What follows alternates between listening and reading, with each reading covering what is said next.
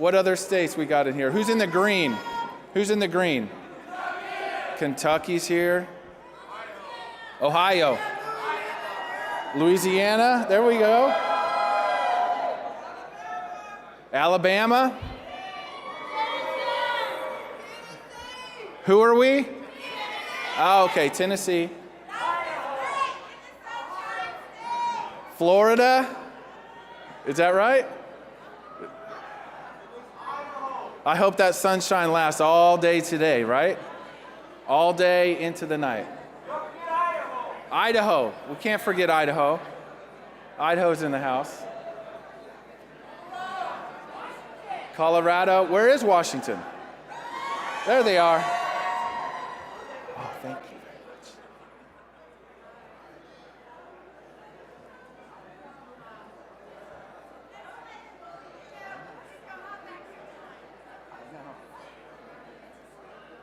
Huh?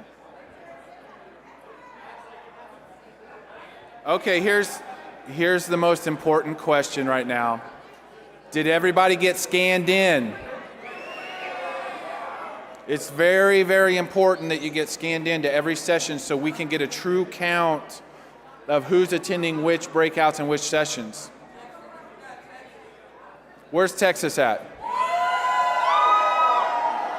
Texas is scattered all over. Oh, they're way back there. And there's who? Texas. You got Texas is everywhere.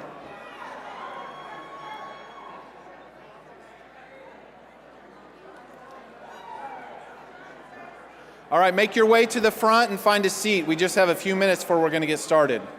Everybody needs to come and find a seat. There's people flowing in from the back. Just come on into the front. There's plenty of seats in the front. Let's try to fill up the front first. So we fill up the front first. The people that are waking up late, they'll have a seat in the back and they won't interrupt people in the front.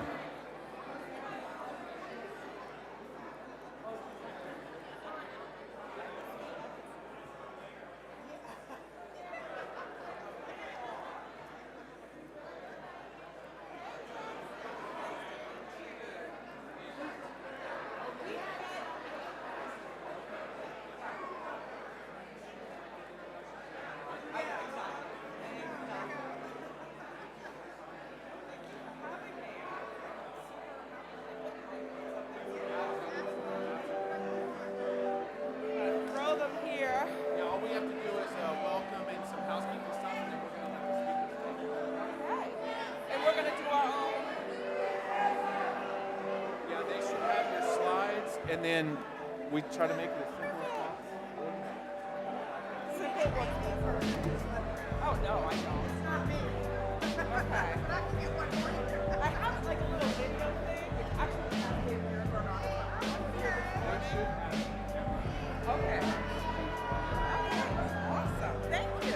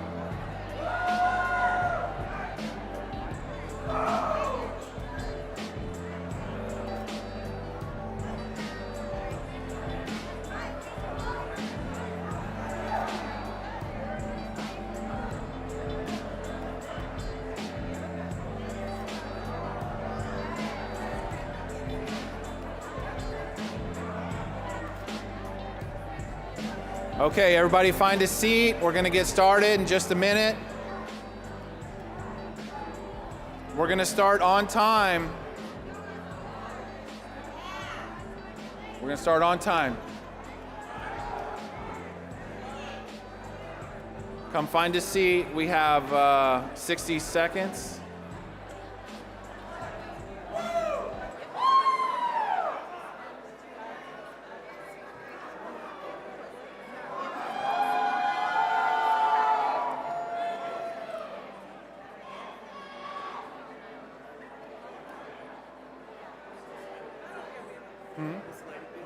Yes. Yeah, forward, back, forward, back.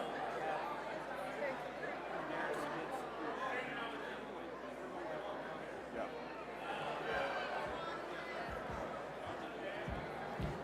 All right, everybody come in. We're going to get started.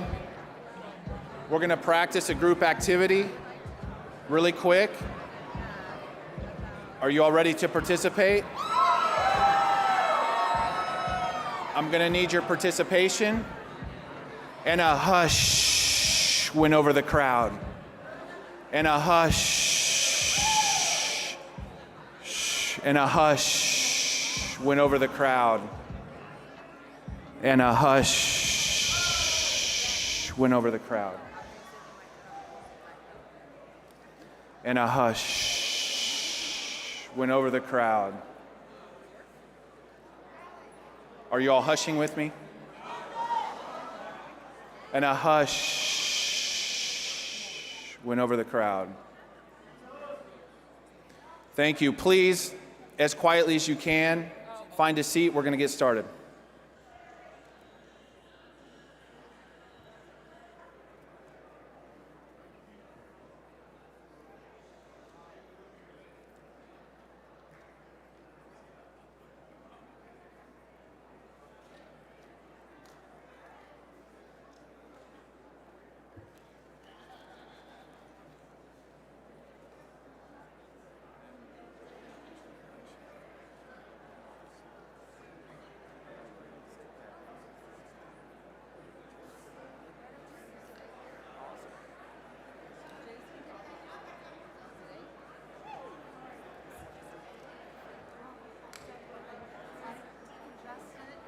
Good morning, everybody. Good morning. Text your friends. It's time to get started. I'm Kathleen Gibson. I'm a woman in long-term recovery, and what that means is I haven't chosen to use a drink or a drug since January 15th, 1993.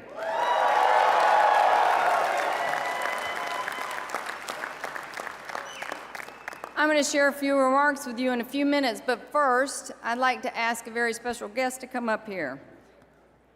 Major Ken Chapman is the area commander for the Salvation Army in the Orlando Metro Area Command.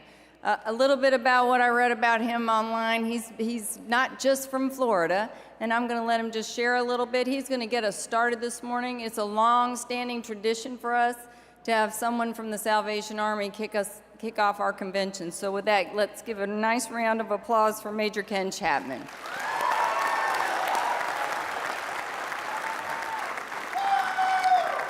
Thank you. What a day this is, and what an honor and privilege it is for me to stand here today. If you have been through a Salvation Army recovery program, would you please stand and raise your hands real high? Look around the room. Hallelujah. Hallelujah. Well, my responsibility this morning is to open this with prayer. Would you please join me in prayer? Father God Almighty, we come before you because we recognize you as the creator, preserver, and governor of all things. We thank you, Lord, that you woke us up this morning. That means you have a plan for our lives. So help us to use this time you've given us responsibly. I pray a blessing over this gathering, that people will be inspired, that your word will go deeper in people's hearts, and that they can leave this place and be a change agent for their communities.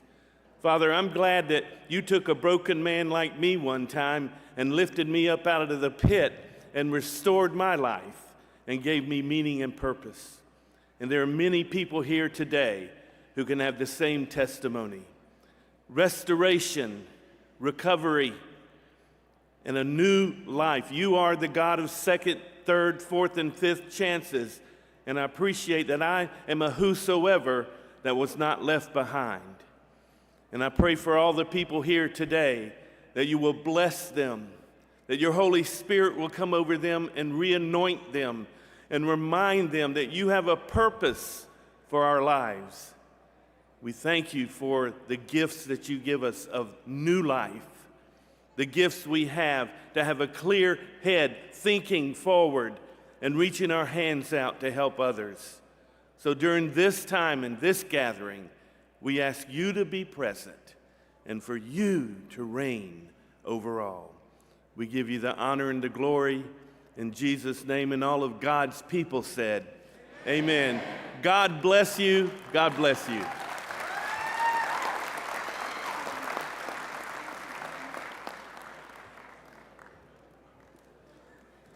Okay. Thank you very much, Major. We appreciate that. So let's, as we get in, everybody gets in and settled, and we close some of the doors back there. Hint, hint, hint, hint. I want to welcome you to the 2024 Oxford House World Convention, our 25th annual World Convention.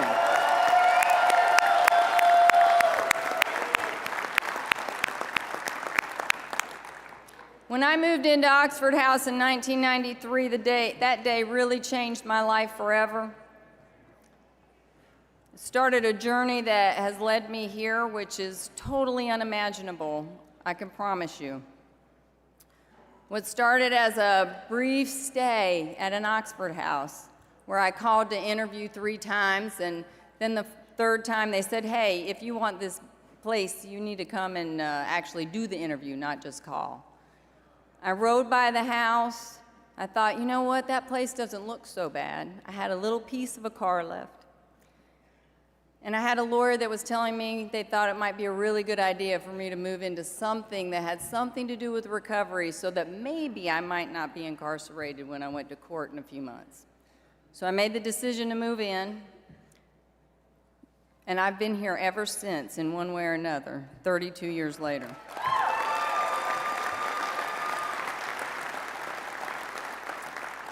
I have always told people it may not have been the best house in the world then, but it certainly was when I left. And I challenge you, if you don't feel that way about your Oxford house that you're living in, or the Oxford house you lived in, I challenge you to go and make that change, make it the best Oxford house there is.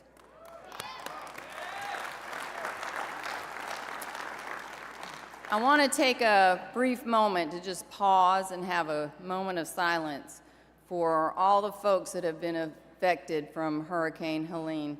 You know, it ripped through the East Coast and into the Asheville area and caused a lot of destruction, some we don't even know about. So if we could just take a moment and send out some prayers. We have a lot of our folks from some of those areas here with us, but there are a whole lot of people up there that need help. So let's have a moment and give them our thoughts.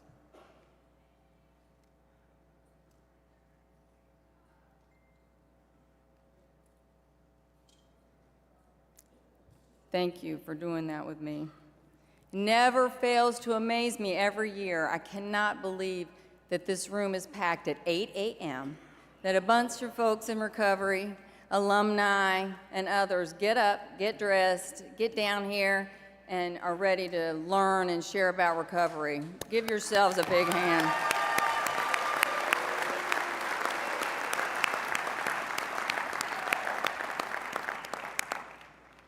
I really want you to just take a moment and think about the people that are beside you. Think about how much of our stories interconnect, how the person beside you or maybe on the next aisle. Take a moment and think about how, even though we've all been through so many different things, the thing that connects us the most, and that's recovery and Oxford House. It's an amazing thing to think that something that was started so long ago, maybe just by chance or divine chance, 13 men living in a halfway house. It was closing and they decided they wanted to run it themselves. That moment changed so much for all of us. And I just wanted you to take a moment and sort of think about that. I'm getting so old now. I feel I've grown up at Oxford House. I was 28 years old when I moved in, and I turned 60 this year. which is really a beautiful thing. Oxford House has given me the opportunity, and I hope that it'll give you the opportunity to be a mom, a wife, a daughter when my parents were still living, an auntie, a sister, a friend, and someone that shows up and can be there for my family and for everybody else when I'm needed. So I hope Oxford House can give you all that as well. Sort of want to just talk really briefly about this year's theme, strength in numbers. You guys, General Assembly of Oxford House, voted on that theme last year. And so we've had some time to really think about what that means. It really speaks to the heart of what Oxford House is. We're not just like these collection of houses all over. We're a family. We're bound together. I always said I could go anywhere in the United States, and I feel like now I could pick up the phone and find an Oxford House if I needed help with anything. Do you all feel that way? If you don't feel that way, you have an opportunity to feel that way before you leave here. Get to know some people that you haven't already met. Really dive into sort of what that whole strength in numbers means. I always like to mention that, none of this would really have been possible without those 13 guys, but also without Paul Malloy. Some of you may not have had the opportunity to meet him. He was our founder that passed away a few years ago. Paul didn't just believe in recovery, he believed in us. He believed in our ability to run our own houses. He believed that we could share responsibility. He really believed that. And so he gave us this amazing thing where we get to believe in it too, and we get to believe in ourselves. And it's always about that last person that moved in your house. They may not know that they can be the president or the treasurer or the comptroller. And it's our responsibility to help them understand that they can do that as well. They can be part of being a productive person and feeling good about themselves. Have you all had that experience? Have you all been able to serve in an officer position and be given some responsibility?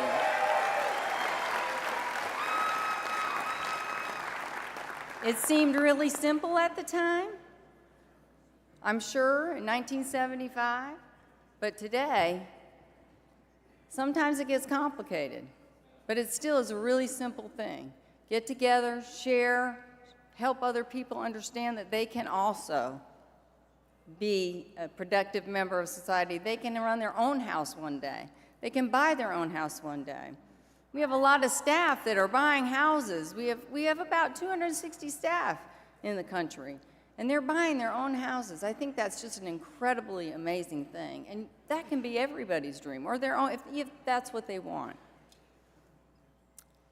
I want to share a story about what strength in numbers really means to me today.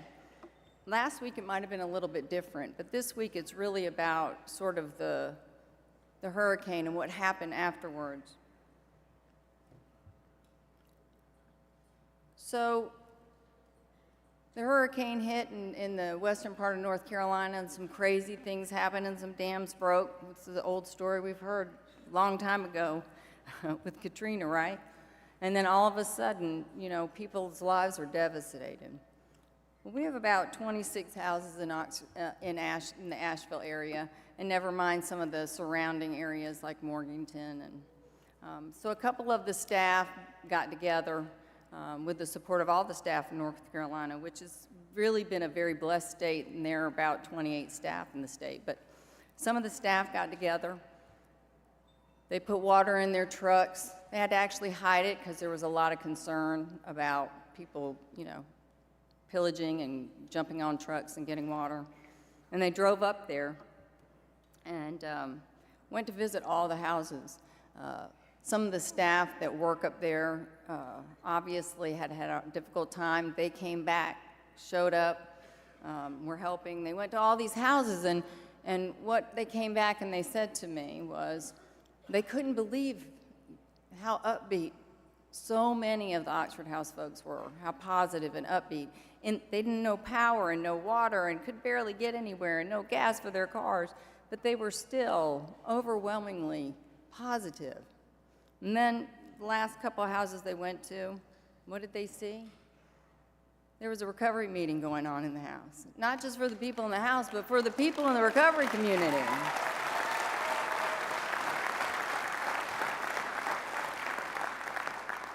And not only that, there's been this huge outpouring of financial support across the country. I think at last count it was, almost $15,000 and counting to make sure that the landlords get their money, so that they are not suffering, and the people that are living in the houses aren't suffering.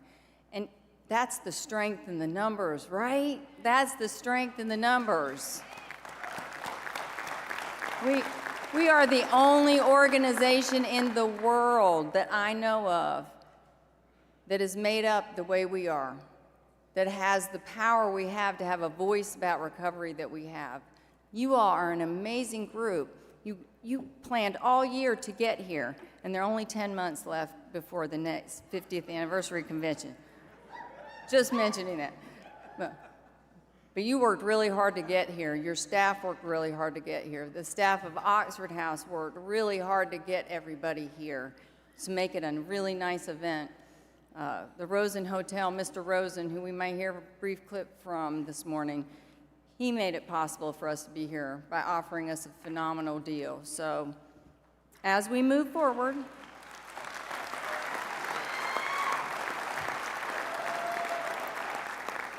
I really challenge all of you, and I did this with the staff too, I challenge you to connect with somebody you don't know. Somebody that looks like they need to have someone just say, hey, how are you doing? There are a lot of folks here. It's an amazing thing. But take that moment, leave your little tribe. We all have our little tribe. Even I have my own little tribe. Try to step out of that and talk to somebody. Get to know somebody, get somebody's number, connect with them, so we can really continue to be as strong as we are. I feel overwhelmingly blessed to be in this role, and I am just incredibly amazed at all of you this morning. So before we, thank you. I love you too. I'm going to close with this, and then I'm going to introduce one of my most favorite people in the world. This is my first convention without my dear friend John Fox, and so I feel like I need to mention him. He was here last year. He helped me in so many ways over the years. We worked side by side for all of that time, building Oxford houses in North Carolina, and then his supporting of me as I got to move up and work with everybody across the country. I will really always miss him and carry his spirit with me. One of the most ethical, amazing people that I've ever feel so grateful that I got to experience him. And I'm not going to talk about him all weekend, but I wanted to mention him this morning because it was a huge loss for us this year. But on a more positive note, I've gotten the opportunity to work with somebody else for almost 30 years, probably maybe 31 years. James McLean, who's on our board, who's an alumni member. He's on the World Council. I'm going to tell you, this man is one of the most incredible people. He never stops. He loves Oxford House. I mean, if not for him and some others, I certainly wouldn't be here. The late night phone calls about houses, what are we going to do? How are we going to fix this? His calmness, his support, he is just incredible. And he's going to come up here and give us a few remarks this morning. And so let's give a big round of applause for James McLean.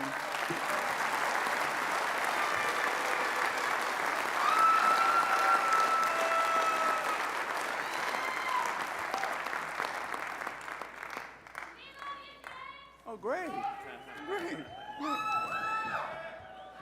Before I say anything else, I want you all to come with me and tell somebody they love you.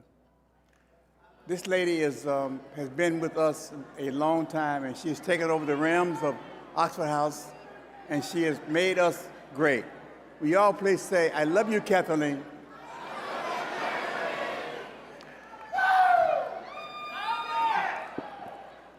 years ago when she was an early outreach person, and I talked to her at a convention. I said, Kathleen, we love you. That was years ago, and it still stands today. Okay, my name is James McClain. Good morning, everybody. Excuse me, we are 2,000 people. You can say good morning better than that, maybe?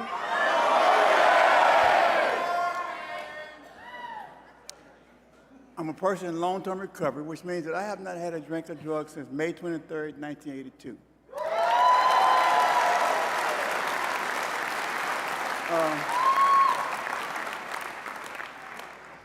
And I did that because I listened and I obeyed and I done what I was directed to do.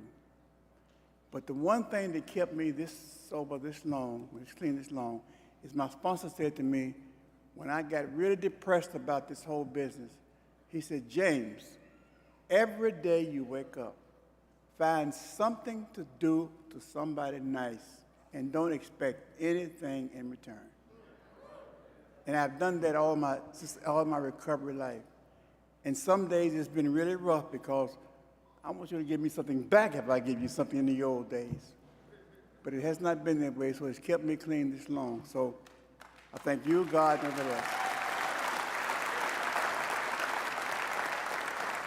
Now, I know you guys have had food, you've eaten, you probably complained about something, and you're not feeling very well. But let me tell you what I want you to do this morning.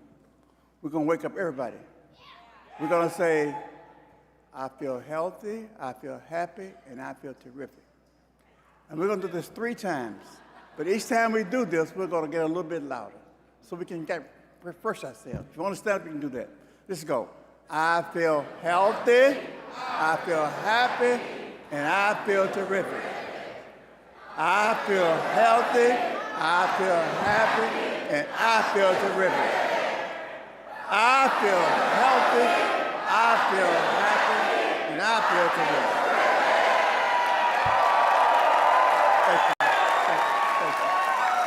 Thank you. Now, I'm up here to update the World Council, to tell you what the World Council is. So before I get to say this, there are some people sitting down here with these little nice little shirts on. Would y'all please stand up? This is the World Council, current World Council members.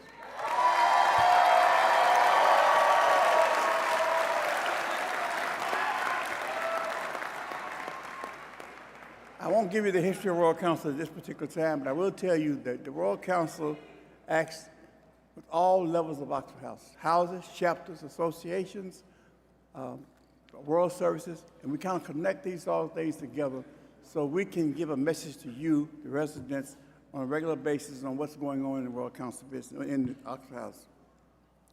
Now, if you want to be a member of the World Council, this is the only time we vote for members on a particular group in the Oxford House. If you want to be a member, you got to jump through some hoops. The first thing you have to do is get a ballot. And this ballot tells to us that I want to be a member of the World Council. And you pick up these ballots at the World Council table, and you go around here and you get to meet somebody, you talk to somebody, and you get them to sign your petition. We need 5 of those. We have an alumni, we have a resident. If you're a resident, you get residents to sign, and alumni can also participate. But if you're an alumni, only alumni can, vice versa, okay? Now, you get your petition, you turn it in at 12:40, about before 12:45, right down the line at the World Council's desk, and you go somewhere and you prepare to make a great speech so we can laugh at you, so we can have fun, so we can enjoy and we can understand the fact that you really want to be a part of us. Because this group is a very, very vital group. So you do that, and you come in here this after the section session, and you make your little speech. And we'll all be here to hear you. And we're going to vote you in as a member of the World Council, if you get enough votes. Now, if by some chance you not want to be a part of the World Council, but you really want to know what the World Council is, at the first session, when you leave here, at H3, H4, you come to our meeting and you'll get the breakthrough and you'll get all the info you want to have. And these guys and girls down here will really, really give you a little show to show you what we really do. So if you want to come, you do that.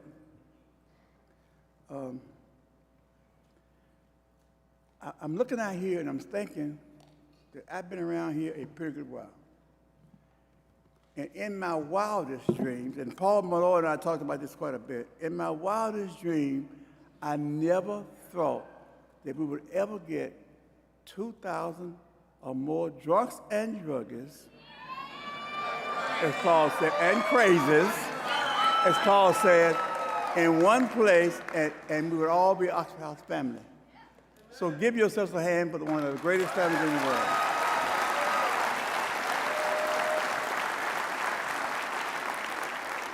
Now, you are here, some of you are representing, all of you are representing a house or another part of the family. And they couldn't be here because it's getting expensive to do this.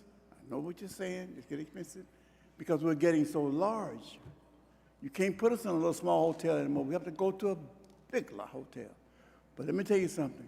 This is one of the best hotels that we've ever had in the history of Oxford, 25 years. So when you see the people, the personnel who work here, shake their hands, hello to them, and say thanks, because they have really, really been great, even the time they've been here. Now, you got to go back to your houses, and you got to talk to them and tell them what you saw here. But I'm going to take a little joke, so you kind of get the idea. I had a friend of mine who had some cabinets he needed replaced in his house, and he said, look, I cannot be there because I'll be out of town, but what I want you to do is the key is up under the mat. Get the key, go in there, do the work, and I'll talk to you later. He said, but wait a minute, let me say something. Listen to me very carefully. There's a parrot in that house, in my Rockwaller, but my Rockwaller will not bother you. He will not bother you. But let me tell you something very carefully. Listen very carefully. Don't say a word to that parrot. Okay? So he goes in there to do his work for his house, and he's busy, and his parrot is always running. He's getting so angry, but he wouldn't say a word. He gets through the job, and he's walking out the door. He turns around, he says, I wish you would shut your mouth. He said, sick and fatto. And the point is, I want you to be, while you're here, to meet people that you don't know. Talk to them. Get to know them. Get some phone numbers. Call them. And while you're doing your ballots, get your ballots filled out and get to know people, because when you go back, you will be the voice to tell the person who didn't come here how great Orlando was, how great the Shingle Hotel was, and how many nice people that you had a chance to meet. So enjoy yourself. And I'll talk to you later.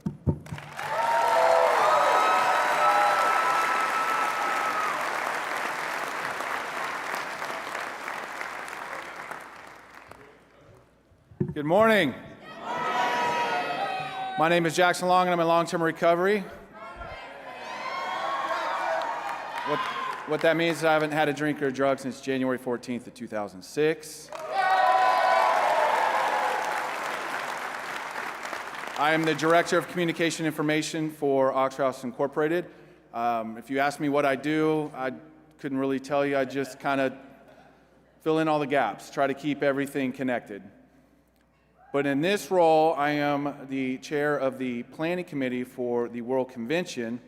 Along with Jason Jarreau as my co-chair, we lead a team of staff, and we've been planning this thing for 2 years now. We've been planning this thing, and Florida as host state has done a wonderful job of hosting.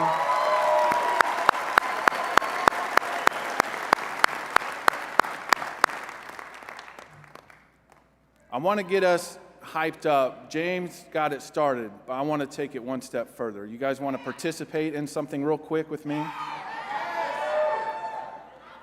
Okay, we're going to start soft, and we're going to raise it up, just in the same theme that James had. We're going to do a stomp, stomp, snap, and we're going to move to a stomp, stomp, clap. So we're going to do Oxford House, Oxford House, Oxford House, Oxford House, Oxford House, Oxford House, Oxford House, Oxford House.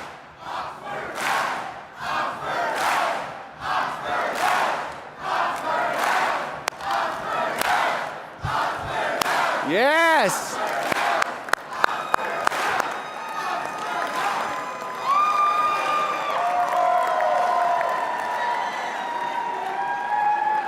Thank you. We are awake. We're awake and ready.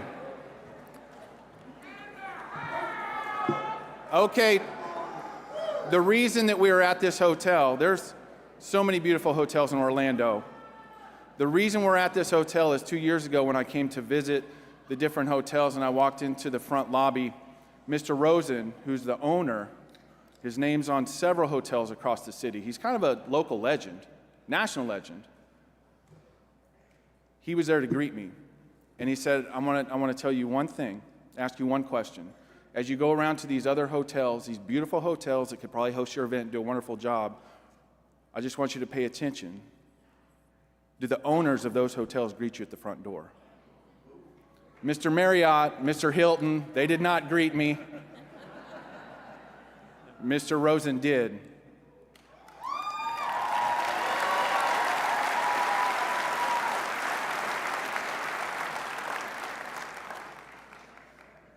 He has been working for 50 years. They're celebrating 50 years. Next year, we celebrate 50 years. He started with a little motel, had a vision, had a plan, had determination. Paul Malloy and those other men started with one house, had a vision, had a plan. And now Mr. Rosen has an entire empire of hotels, and we have all of these Oxford houses across the country.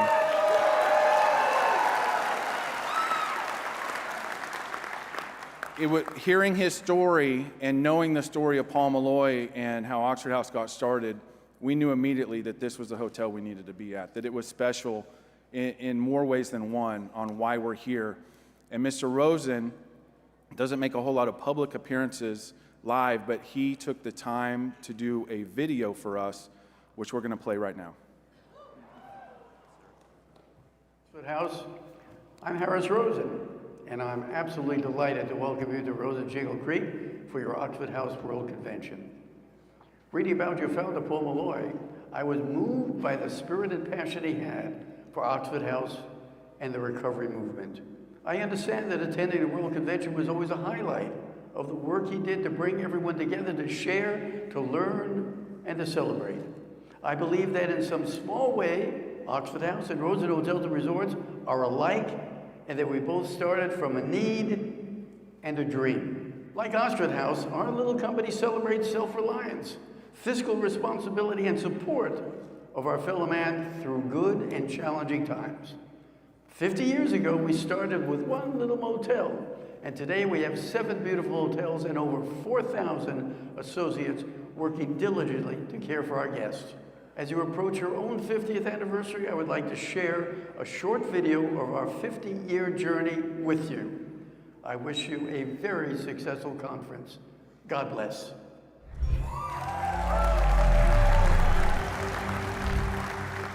Years ago, we began this journey as Tamar Inns.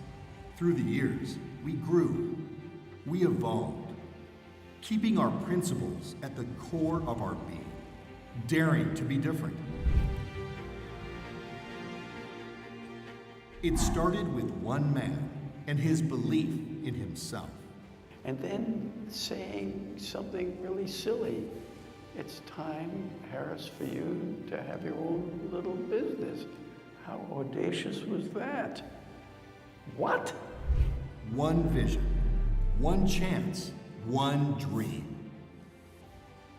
When I bought this little motel 50 years ago, for all the money I had in the world, which was about $20,000, I'd assumed a mortgage. And that was the beginning. Whoever, ever would have imagined that we would be where we are today? It is crazy.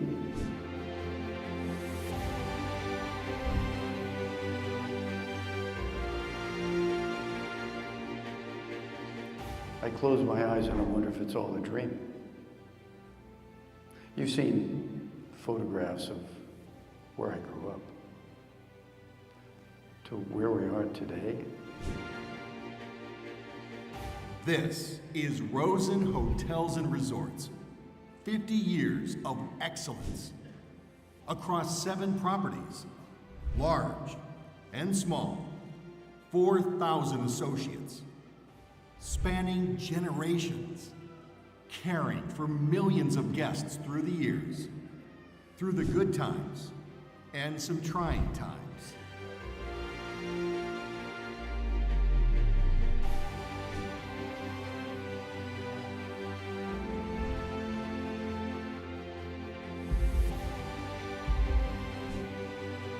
Rosen Hotels and Resorts, standing the test of time, serving our community, serving others.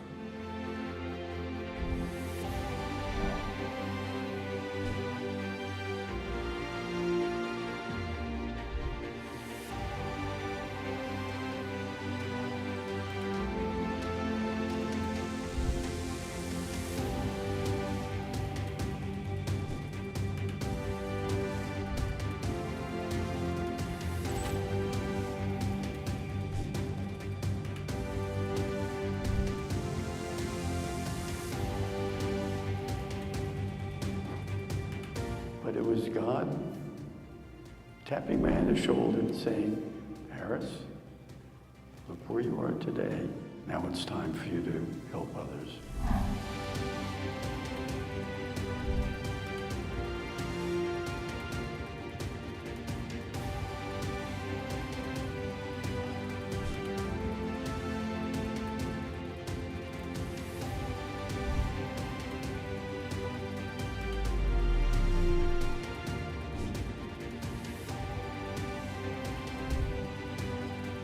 Making it count, making an impact through the tiniest of eyes, selfless, determined, inspirational.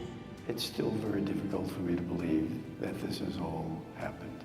Never, ever, ever did I imagine that what has transpired would ever, ever happen.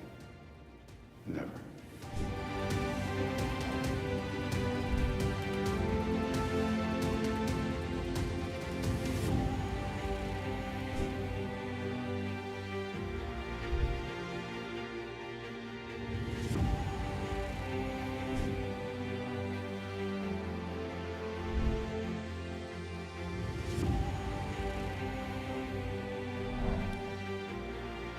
Now, we are dreaming again, daring to be different again.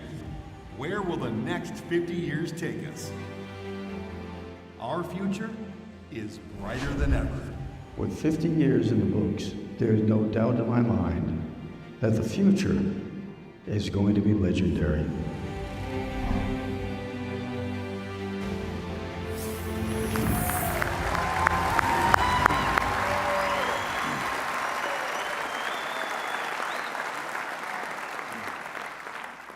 And as he says, the last 50 years has been incredible. Never imagined how it could get to where it is.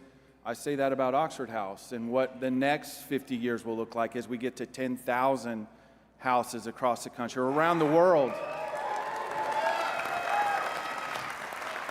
You all that are here today are ambassadors for your area. You are delegates for your area. Most of you were scholarshiped in some way.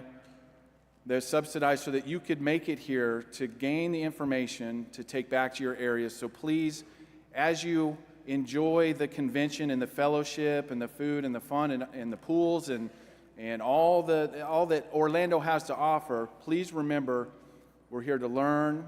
We're here to be educated so that we can take that information back to our houses, make our existing houses stronger, and help open more houses. If each of you went back and helped open another house, how quickly could we get to 10,000 houses? I came to my very first convention in 2007. I'd only been in a house about 6 months. I had just recently been hired as an outreach worker, and I came in a little terrified, not really knowing what to expect. Being around a bunch of people was a little intimidating around me. The first time I was asked to do a presentation was at a detox center where there's about 15 people, and I was too nervous to speak. And, oh my God, look at me now, right? It's like, I mean, if we continue to stay involved and be around people that support us, we can really do things that we never even thought possible. How many of you are here for your very first convention?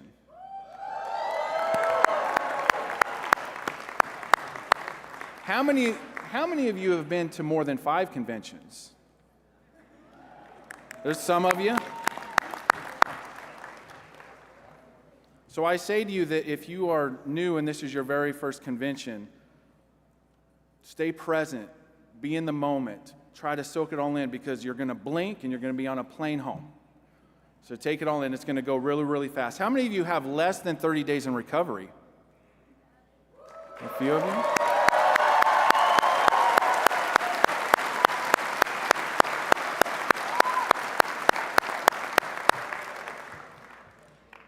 Make sure that you take an opportunity for all the resources that are here for you. Yes, we have great panels, great speakers. We brought in all these wonderful professionals from around the country to share their experience, strength, and hope, and their expertise on recovery and what's going on around the country. But we also have some internal stuff too. We have the QR code that's going to be on the screens. It's out by registration. That's going to have a lot of links for you. We understand that with recovery and with substance use disorder, that sometimes people don't make it. Sometimes people do not survive. And the members and alumni that have not survived over the last year, we want to honor them on Sunday morning. So if you know of somebody from your state, there's a link on the QR code for an in memoriam. We ask that you take just a couple of minutes and put a name on there. We also have the live link. We want you to share the live link with people back home so they can watch everything that's happening in this room. There's a live session on YouTube going on right now. When we do have the names for the nominees for the World Council, the ballot, the election will be done through that QR code and a link on there. So we ask that you please take the time to download the app, the convention app, and scan the QR code, or go to oxfordhouse.org/convention so that you can have all the links and participate. On Saturday night at the banquet, we're going to have a link shared and a QR code shared for the evaluation survey. We want your feedback. Oxford House Inc. wants your feedback so that we can continue to try to improve and make this convention better and better each and every year. A couple of housekeeping items before I turn it over. There is no smoking and vaping in the hotel. Everybody knows that, right? Well, not everybody. I've seen a few people sneak in a puff on their vape in the hallway. I've seen you. Some of you are doing it. Please do not do that. Please go outside. There's plenty of space outside. This is such a wonderful hotel with a lot of open space. When you dispose of your cigarette butts, the flower bed is not an ashtray. Please please use the receptacles that are out the hotel. Put extra receptacles out. Take your time to visit the central office desk, which is across from here. They have posters for sale, magnets, cups, or if you just want to ask some questions about how Oxford House Inc. and the central office works, or how we support you on a national level, you can talk to them. The t-shirt table, I know a lot of you have been in there. They're selling t-shirts, but also in there we have DePaul University, who's doing a few studies. Please take time to visit the DePaul table. They have, I think, 3 studies, and they're incentivizing it. You get a raffle ticket. You could win a $50 gift card if your name is chosen. So go and visit them on break. We also have the Phoenix, who's helped out with the golf tournament and is going to help out with the pool party. Go visit the Phoenix table and sign up for the app so you can explore doing activities in your own area when you get back home. We have the raffle table, so if you want to win one of the really cool prizes they got, go buy some raffle tickets out in the foyer space. We also have medical and security on site too. So we want everybody to be safe and have a good time, but if for some reason there is need for medical attention, we can provide some medical support for that. So just come to one of the staff, look for the green ribbon if you need assistance with security or medical, and we'll point you in the right direction. On the app and in the program, you're going to see a one-page agenda and a one-page map. Take a picture of it with your phone. It's real easy to reference a picture through your phone really quick to find out where you're going, because it's going to be a little chaotic after this session trying to remember where all the breakouts are. You'll have it down by the second session, but get familiar with the space and where the map is. The Friday timetable. So Friday, we're going to have the afternoon general session. Wear your state t-shirts, your delegate t-shirts, because at the end of this session, we're going to exit as states to go take photos. Some states are going to be asked to come up here to the front to take a picture. Some of the bigger states, because you're too big to group up here.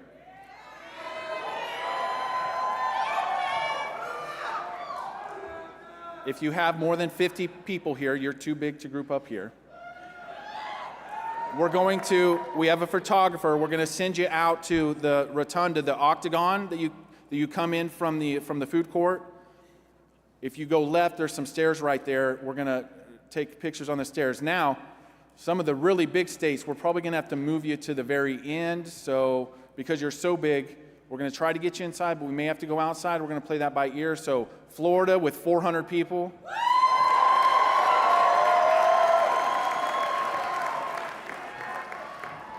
A couple of the other states, you're going to have to go last. So be ready for that. The food is going to be served inside for the pool party event. There will be some seating outside. It may rain. The pool will stay open as long as there's not lightning. And then Saturday night, we'll start at 7. Dress your best. Whatever that is, just come dressed your best. And the doors will open at 7, and we'll have a banquet on Saturday night. You guys ready for a great convention? I don't know, I didn't hear you. Are you guys ready for a great convention? Thank you, and I love you.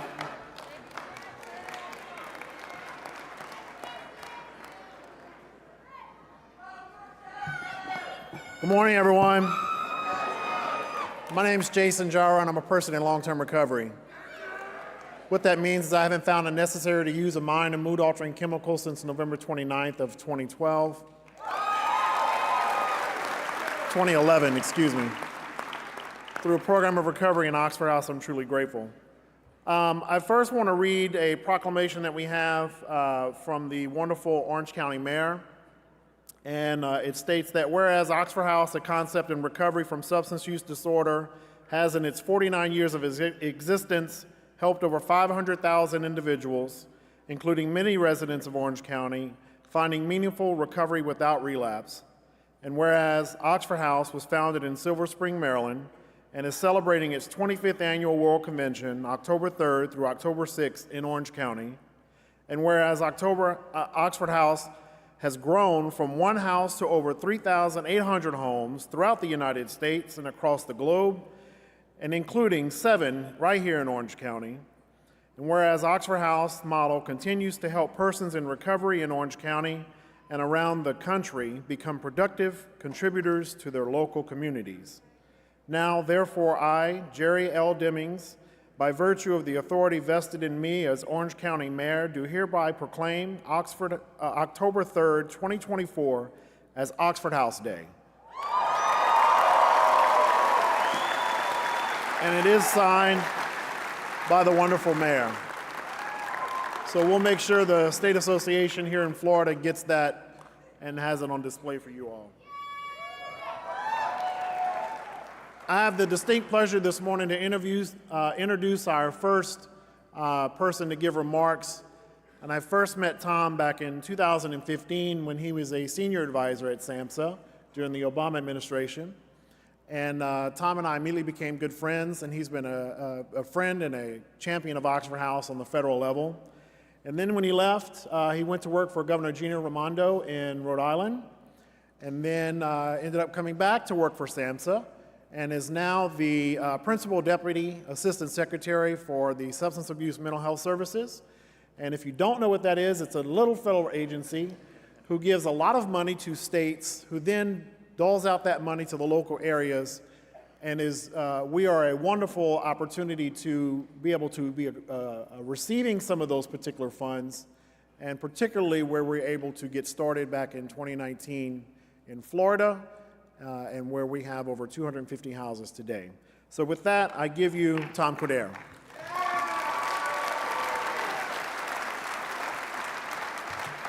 Thanks so much, Jason, and good morning, Oxford House. You guys are amazing. What excitement and energy here this morning. This is a wonderful thing. I think this is my 3rd or 4th convention, and each year, each time I come, it seems to get bigger and better. And this is my very first convention without Paul. And that's a little sad for me, but I had such a wonderful relationship over the years with Paul. And Paul, the one thing I will remember about him is he was tenacious. And every time I saw him, he would say, "Tom, when are we going to get an Oxford House in Rhode Island?" He was insistent upon it.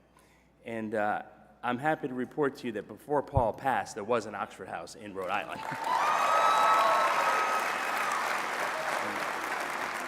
Which is great testament to Jason and other people who worked so hard to make that happen.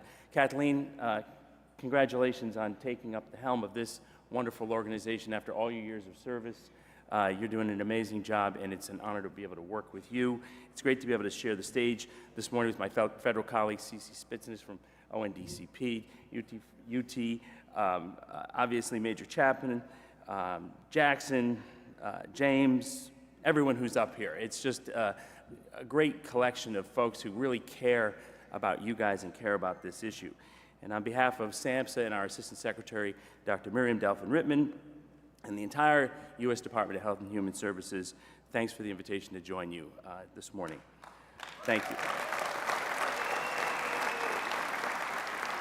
I'm going to share about some of our work at SAMHSA, but before I do, would it be okay if I shared a short story with you guys? Awesome. I knew you guys liked stories. This one is about a man who, by the time he was 30 years old, was pretty successful by most people's standards. He came from a good, loving family, and he had many friends. He had been employed in nonprofit management and development for his entire career, and he had risen to become the executive director of a large nonprofit agency. He was also very involved in his community, and he had a love for politics. In fact, he got elected to the state senate when he was just 25 years old. On the outside, everything about this man's life looked normal. Some would even say perfect. However, on the inside, he was tortured. One of the things that he struggled with was his sexuality. He had been attracted to men for a long time, but didn't believe he was gay, and he fought that part of himself. He ultimately turned, first to alcohol, and then to other drugs to cope with the stresses he was experiencing. Underestimating the power of these substances and not understanding the neurological consequences of taking them, he quickly became addicted. In his life, well, you guys know what happened to his life. It started a downward spiral. As his life began to unravel, he started to lose the things that were most important to him. When his family and friends tried to help, he resisted their help. He pushed them away. This caused him to lose them. He lost interest in politics. He lost his job and his position in the Senate. His health deteriorated. He lost his apartment and became homeless. He lost his freedom. He lost his spirit. In the end, he lost everything, even his desire to live.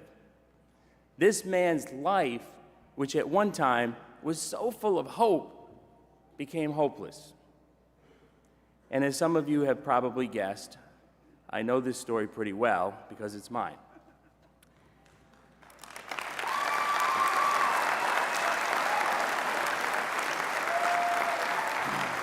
Thank you.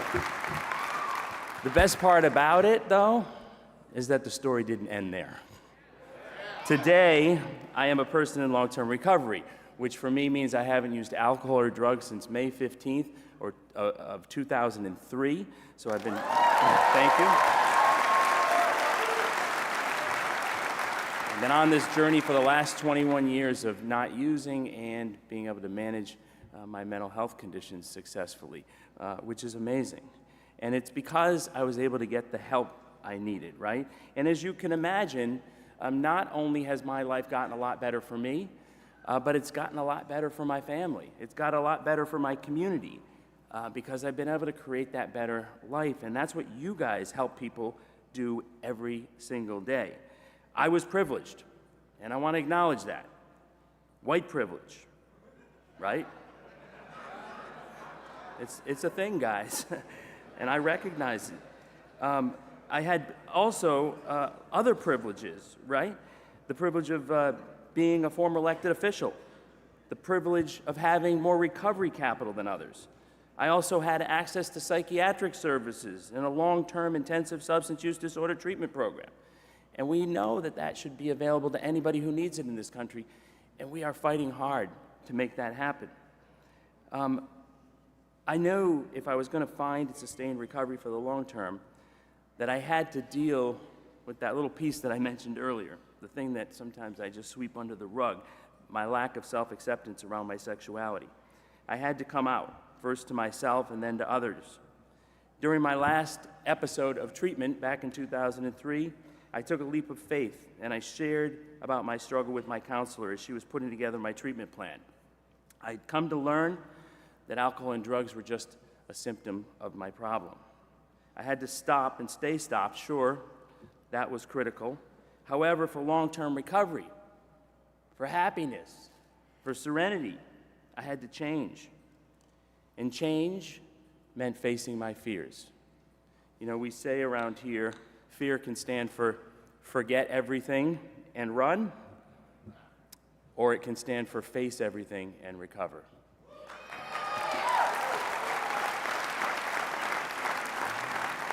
I was never bullied. I wasn't the victim of any violence, another privilege I enjoyed. My heart goes out to anyone who was.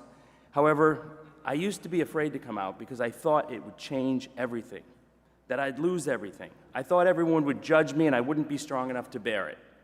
Much to my surprise, and through some work, I came to realize that the only one who ever had a problem with me being gay was me. Nobody else. Make no mistake about it, I was a badly broken human being 21 years ago, and my road through treatment to recovery was long and winding. And even with the services I was fortunate to receive, no one waved some magic wand and I instantly became well. It happened over time, not overnight, and it happened because I had support. The best support I had, peer support, right? Peer support was essential for my recovery. Peer support taught me that I was not alone. Peer support also taught me that treatment is effective and that people do recover. Peer support gave me hope, community, a belief in today, and a faith in tomorrow. Peer support provided a resilient and robust infrastructure of people and places. And peer support also provided this group of people who understood the pitfalls, the daily struggles, the doubts, the uncertainties, and who, passing no judgment, did not waver in pointing the way forward for me. These peers are people that a power much greater than myself put in my life. Put in my life to give meaning and purpose to my life. Put in my life to set me on a path where I could have the chance to help others in need. For me, the transition from treatment to recovery was marked by my acceptance into a recovery house, where my journey continued. It wasn't technically an Oxford house, as Paul would tell me, right? There were none in Rhode Island. But it was an Oxford house. It really was. And I'm forever grateful to that place called The Turning, which used to be in Providence, for this option. For my recovery home played an irreplaceable role in my personal story of recovery. Poet and playwright T.S. Eliot said, "Home is where one starts from." I lived as a resident in that house for 6 months, then I became the assistant house manager and then the house manager, and for almost 3 years I called it my home. We know, guys, we know that a person with safe, knowledgeable, supportive, and accepting home environments are better poised to secure stable employment, pursue education and job training, maintain recovery, and ultimately be able to give something back to their community.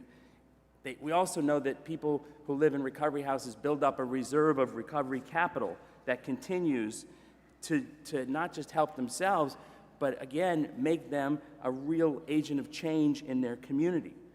SAMHSA calls this recovery capital health, home, purpose, and community, the 4 dimensions of a life in recovery. Or as one of our former SAMHSA leaders used to say, all people want and need is a place to live, a job, and a date on a Saturday night. This was true for me. While living in my recovery house, my life changed remarkably. I went back to school, I finished my bachelor's degree, I obtained employment outside of the recovery house. employment that bolstered my confidence, encouraged me to take the next steps on my journey. I also established a recovery regimen that sustains me to this day. I continue seeing a medical doctor and participating in outpatient counseling and therapy. I started taking care of myself physically as well as mentally. I attended 12-step meetings, and I started to socialize with other people in recovery. We also know there's many pathways to recovery, right? There's the 12 steps, of course, but there's also other mutual support that exists. There's medication-assisted, there's faith-based, there's fitness-oriented, there's smart recovery, there's natural recovery. Some people just wake up one day and decide they had enough. Not my story, but for some people, that's how it works. But who cares how somebody gets into recovery? Isn't it more important that they do?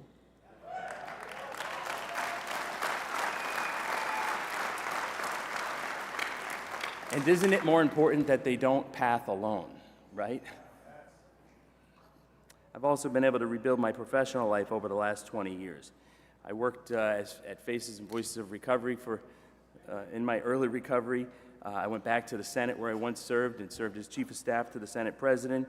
Jason mentioned I worked in the Obama administration and for Governor Raimondo. I became the Acting Assistant Secretary at SAMHSA. I was the first person ever named in that position, the first person in recovery ever named in that position. Never would have happened without recovery. It never would have happened without you guys. I have incredible support from my family. You remember that family I told you about that I resisted their help and pushed them away? Well, they came back into my life, and I came back into theirs. My 6 nieces and nephews, my brother, my sister, my parents. My dad passed away about 5 years ago, but he got to see his son in recovery for like 15, 16 years. What an amazing gift that was. And I'll end this story here, and then I got some slides to show you from the federal government. But sometimes it's hard, right, to show up as our authentic selves. I often reason that I can only wear so many things on my sleeve. However, maybe that's just a comfortable excuse. I watch others, in fact, some of you in this room, who appear to do it effortlessly. But for me, it's easier sometimes to package up my story neatly and then moving on to sharing about the work that we do. I realized that maybe it was because I still had more work to do, more discomfort to feel, and that I needed to share more, maybe with a room full of 2,500 people, to get to the other side, right, of that discomfort. So thank you guys for affording me the opportunity to be able to do that. And now you know why I care about this work, why I'm passionate about recovery, and how it is the lens through which I view every decision we make at SAMHSA. Thank you, guys.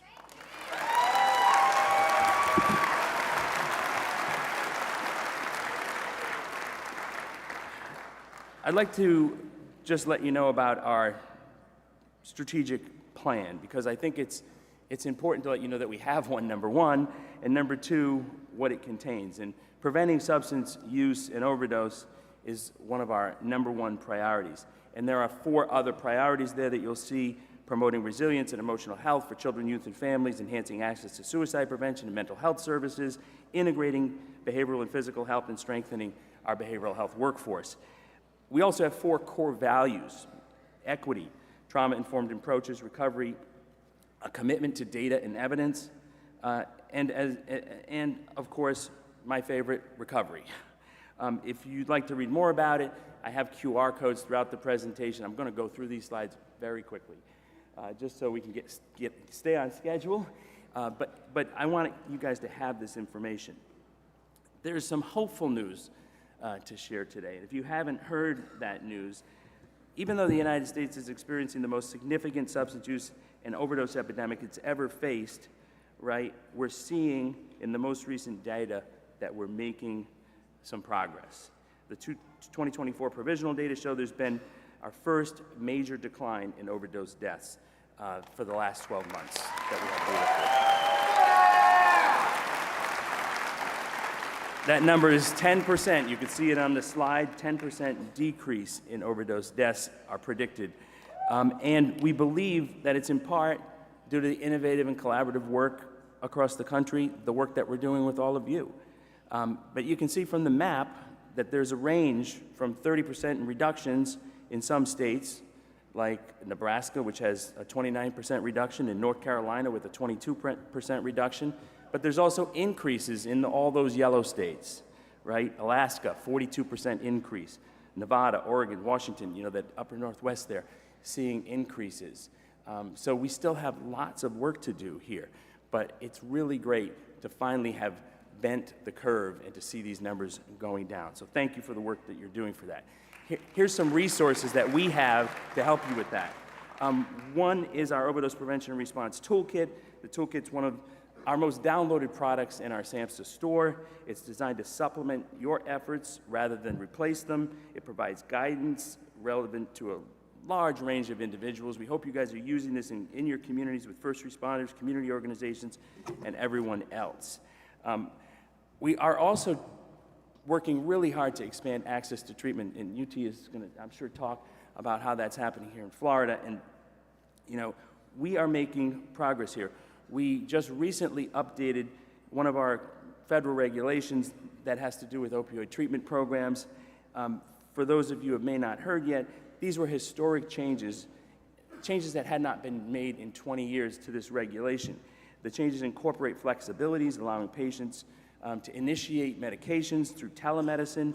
It also includes additional people who can prescribe these medications, and flexibilities around take-homes and other things that help people get to work and take care of their families.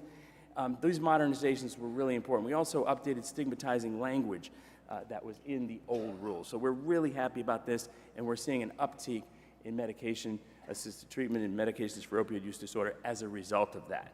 I also wanted to share that, yes, let's give that a round of applause.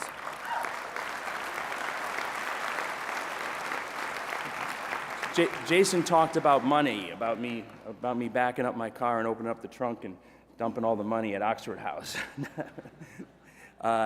Just a joke. But we released last week more than $1.5 billion in state and tribal opioid response, SOAR and TOR. UT and I were talking about this prior to the presentation. It's one of our largest grant programs.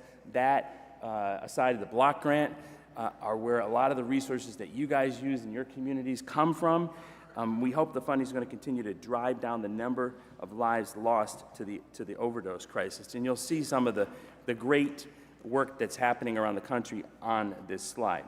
Another area we're committed to working on is promoting collaborations with communities across the spectrum to come together and see where there are opportunities to work together. So earlier this summer, SAMHSA hosted a convening of harm reduction and recovery communities, two communities that you don't oftentimes see coming together and talking.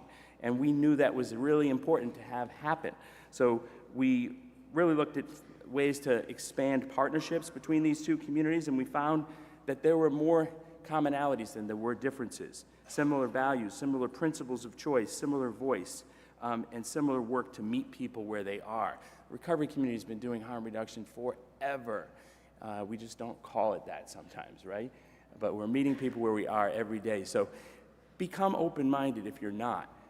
Try to continue to be open-minded if you are, and try to figure out ways to work together to help save lives. Also looking ahead, I wanted to share that we're continuing our efforts to support harm reduction.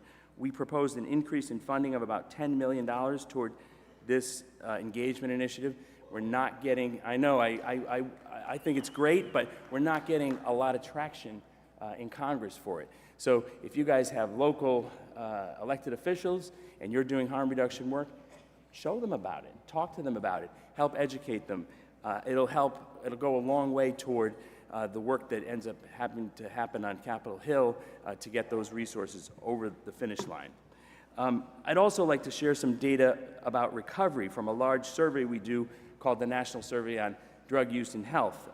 For substance use, for those of you guys who didn't know this, there are 30.5 million adults who perceive that they ever had a problem with substance use. That's about 12% of the US population. Well, guess what? Over 73% of them say that they are in recovery. They consider themselves to be in recovery. So oftentimes our staff at SAMHSA, they get very frustrated with me because they oftentimes put out documents and texts and tweets and all sorts of things that say recovery is possible. And I say that means it's also not possible, which is true, but recovery is really the expectation today. 3 out of 4 people who ever had a problem with substance use are in recovery. So it can be the expectation.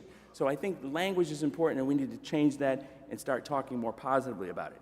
Next, I'd just like to briefly highlight some of the great Recovery Month activities we had. You know, Kathleen and the team from Oxford House joined us for the 2nd annual Walk for Recovery on the National Mall. Then our Office of Recovery provided some really great resources included in our National Recovery Month Toolkit. We hosted webinars about health, home, purpose, and community during the 4 weeks of September, which were great. We had an online recovery training series on topics such as wellness, generational trauma, purpose, recovery housing, family, which is a huge part of this issue that oftentimes gets overlooked. So we also recognized leaders in the field as part of another first, SAMHSA's STAR Award program. And we also held an event on the healing power of arts. So we're continuing to invest in recovery. We're continuing to be committed to recovery and do a lot of work in that space. And we also are committed to recovery housing. As you know, providing individuals with a safe and stable place to live is foundational for their lifetime. So our Office of Recovery is working to expand and improve recovery housing. Last year, with your help, we released this best practices for recovery housing to help organizations in this space. Thank you. Our resource describes the 11 standards that provide an overarching framework for evidence-based recovery housing. We were also worked with NAR on that product. We also published the findings from an expert panel that we convened with recovery housing and housing first providers that was held back in 2023. Interesting discussion defining the 2 complementary approaches. We're using our technical assistance efforts at the Peer Recovery Center of Excellence in Spark, providing targeted technical assistance in multiple states to expand recovery housing. And finally, we've stood up our first ever interagency work group on recovery housing. That includes not just SAMHSA at the table, but we have HUD, we have the United States Interagency Council on Housing, and others. It's going to be reviewing the current needs and approaches to expand recovery housing. In fact, we're doing a listening session here at this conference tomorrow at 8:15. I want to give a shout out to my colleague, Donna Dimitrovic, who is in the room this morning. She's going to be there at 8:15 tomorrow morning in Pensacola, H3 and H4. So a little plug to show up there if you want a listening session and inform that work. And we're continuing to support establishing a peer workforce to leverage the strength and healing peers and individuals with lived experience so that they can help each other. The National Model Standards for Peer Support Certification is a great example of our work in this area. We also did some groundbreaking work back in 2015 called the Core Competencies for Peer Support Workers, and this is a follow-up to that. These standards are designed to accelerate universal adoption, recognition, and integration of the peer workforce and provide that cross-state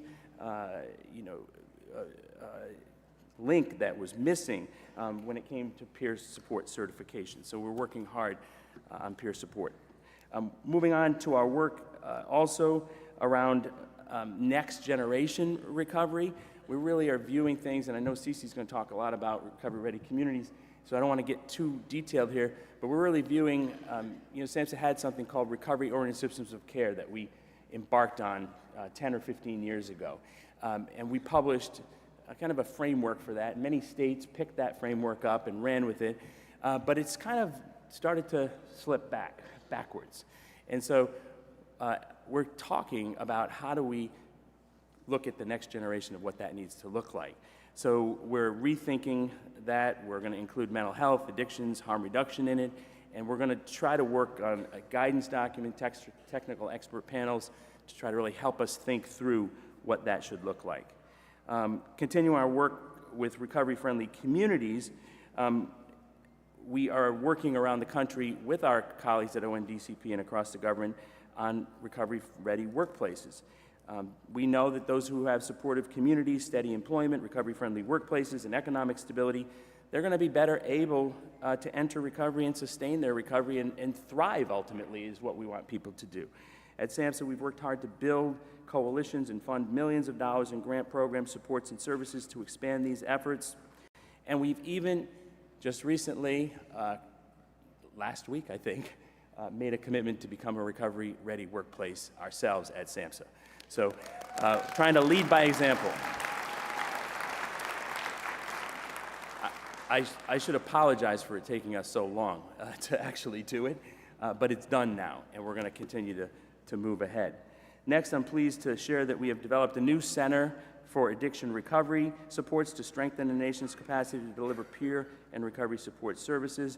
This is because we're sunsetting the Peer Recovery Center of Excellence. So the new National Peer-Run Training and Technical Assistance Center is going to assist in the advancement of trauma-informed peer and recovery support activities related to substance use, co-occurring mental health conditions, and associated challenges. It's going to assist in the promotion of the peer support and recovery support activities that the previous peer COE did, and provide training to nonprofit entities like Oxford Houses that provide services or supports to those who are experiencing challenges. I'm now down to just some of the last few updates I have. At SAMHSA, we have focused our efforts on equity. This year, we established SAMHSA's American Indian and Alaska Native Behavioral Health Center of Excellence. I was talking to Jason about Oxford Houses on tribal lands and for tribal members. This will also be establishing a fact sheet series focused on equity, peer support, and recovery for the LGBTQIA+ rural communities, tribal communities, and justice-involved populations. And we're working with Ohio, Oklahoma, and Texas on equity within recovery housing settings. So that's exciting work that's happening too. So a lot more to come here. And I can't leave this podium without talking about our flagship program, 988. I'd like to just share the latest about our 988 Suicide and Crisis Lifeline services. We had the 2-year anniversary of this new 3-digit number back in July.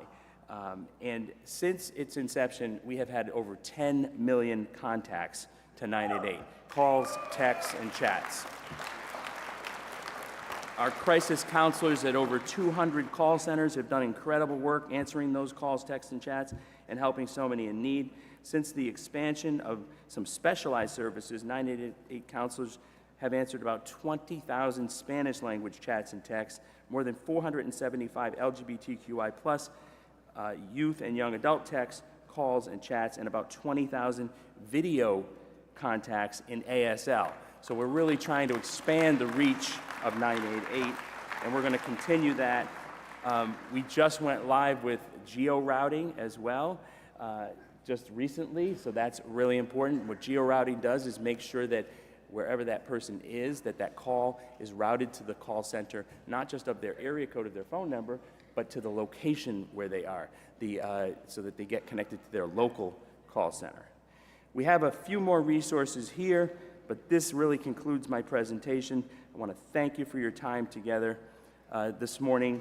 Always remember, just one last thing, always remember that SAMHSA is your partner in this fight. We envision that people with, affected by, or at risk for mental health and substance use conditions receive care, achieve well-being, and thrive. We stand with you today and always. Thank you very much, everyone.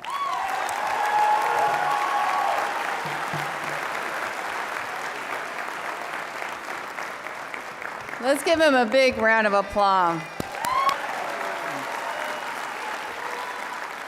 We are incredibly blessed to have someone and a large number of people at SAMHSA who can be so open about who they are, their recovery, and I mean the support that we're getting out in the field is really directly related to that. So I'm going to introduce our next speaker. Dr. C.C. Spitzna is a PhD. She's a senior supervisory policy advisor in the Office of Public Health, Office of National Drug Control Policy, what we like to call the ONDCP. It's a component of the Executive Office of the President. In that role, she provides policy analysis and scientific advice on special matters of concern, including incentives, naloxone, marijuana, psychedelics, and neonatal abstinence syndrome. She has been a career federal employee for 24 years, including 12 years at the ONDCP, for 10 additional years as an employee. Prior to her federal experience, she worked as an assistant professor in the UAB School of Medicine, conducting NIH-funded research with people who used crack cocaine and were homeless. She completed an American Psychological Association intern research at the University of Alabama at Birmingham. In 1998, Dr. Spitzer graduated with her PhD in experimental psychology, major clinical, minor psychobiology from the University of New Mexico. She holds a BA in psychology from Wake Forest University in North Carolina, so I knew she and I would get along. Her father, who battled alcohol addiction his entire life but cycled into recovery many times with the aid of a 12-step fellowship and residential treatment, taught her that people can and do recover. Her mother, who died in 2022 after smoking and alcohol-related diseases, taught her we must do more we have much more to do for prevention across the lifespan. So with that, I introduce Dr. C.C. Spitzer.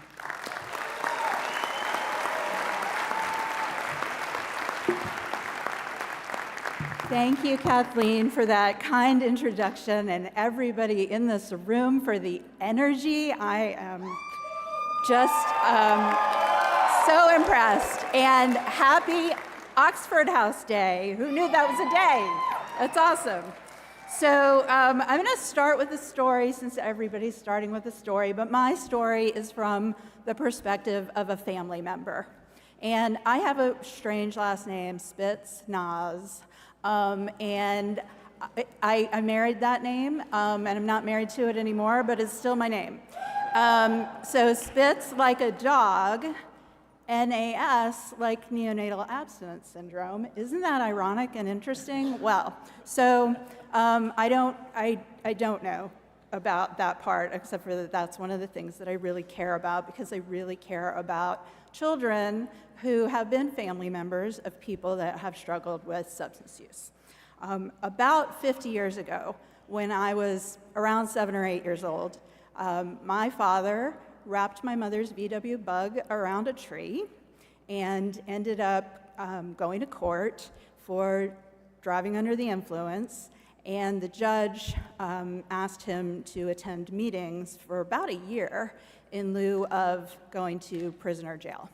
And my mother explained to me that he had something like an allergy to alcohol.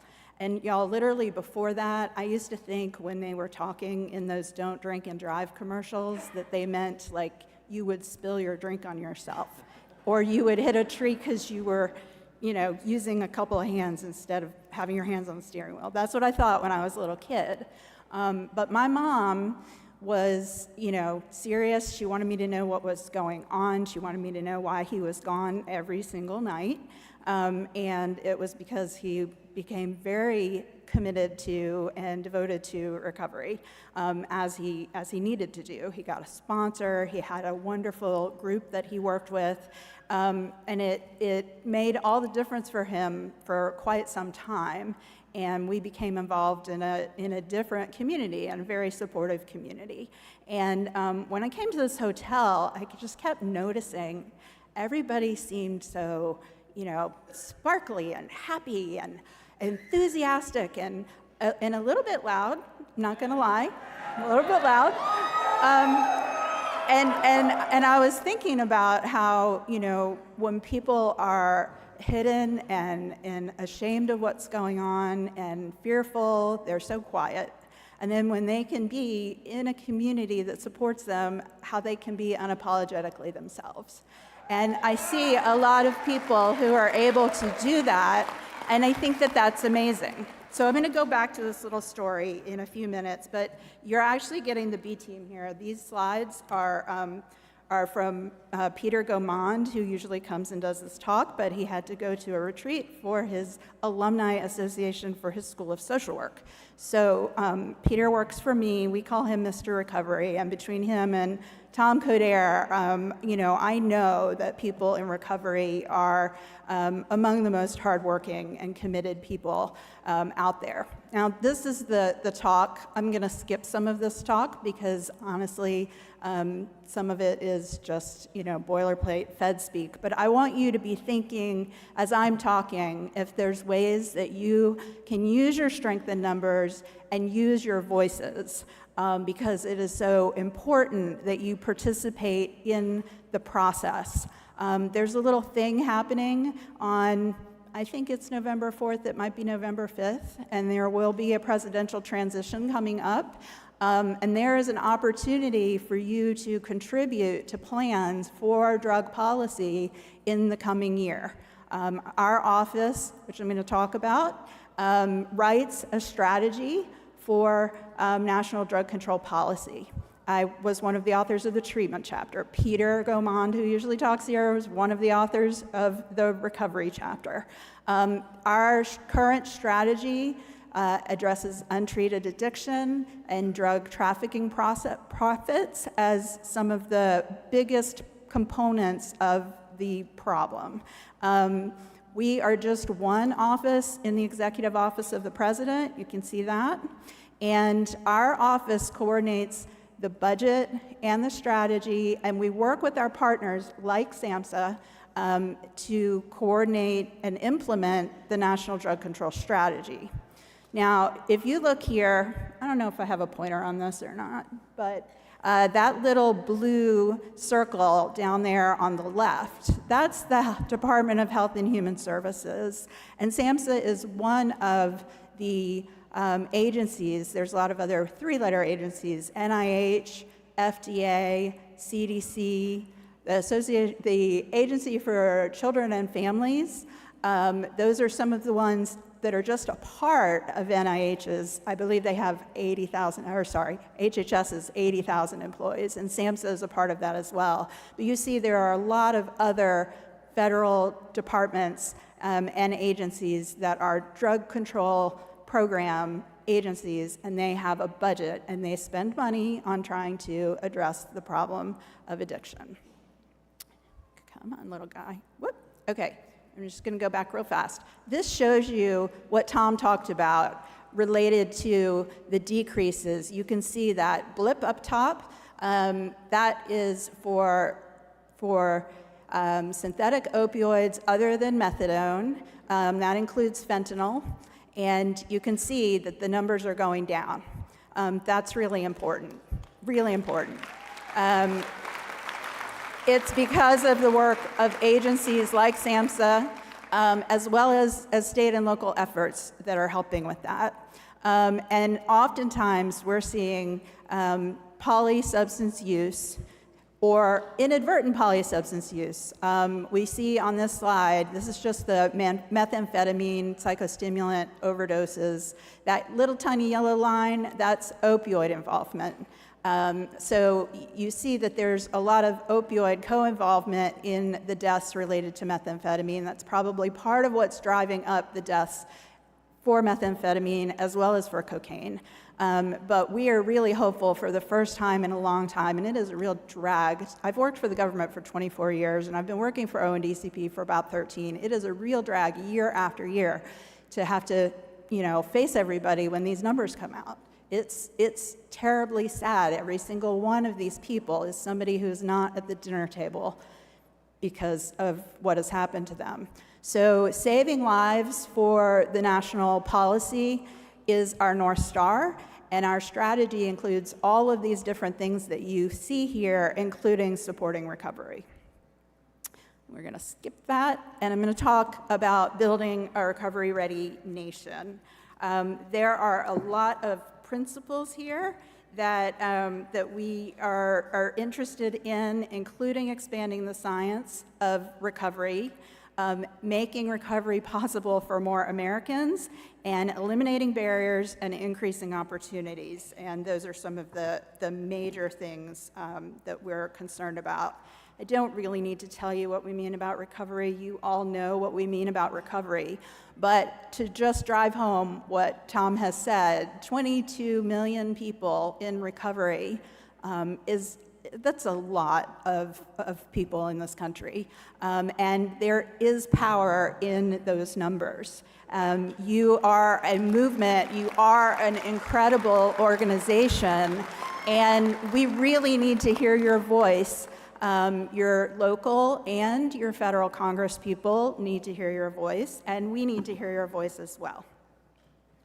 So, ecosystem. Peter always likes to talk about recovery as a complex community, and this is something that everybody knows. They didn't end up here all by themselves. They ended up here because of being a part of something, being a part of Oxford House, being part of a community, being part of various groups.